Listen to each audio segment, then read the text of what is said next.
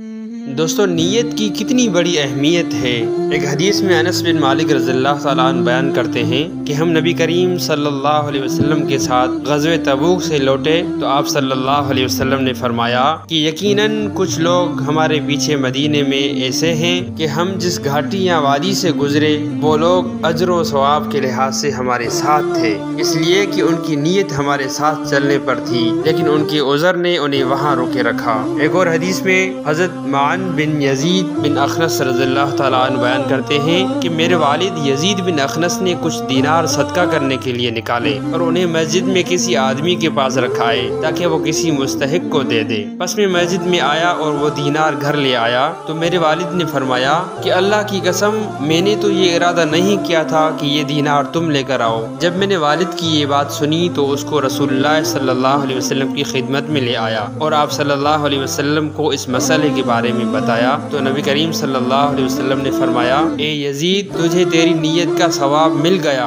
اور اے معن، جو تو نے لے لیا وہ تیرا ہے۔ دوستو، اعمال میں نیت ضروری ہے۔ علماء کا اس بات پر اتفاق ہے کہ تمام عبادات یعنی طہارت، صلاۃ، زکوٰۃ، روزہ، حج، غلاموں کو آزاد کرنا اور جہاد وغیرہ کے لیے نیت کرنا لازمی ہے۔ اس لیے نبی کریم صلی اللہ علیہ وسلم نے فرمایا کہ انما الاعمال بالنیات وانما لکل امرئ ما نوی، کہ اعمال کا دار و مدار نیتوں پر ہے اور ہر شخص کو وہی ملے گا جس کی اس نے نیت کی ہوگی۔ اللہ تعالی ہمیں خلوص نیت کے ساتھ اعمال کرنے کی توفیق عطا فرمائے، آمین۔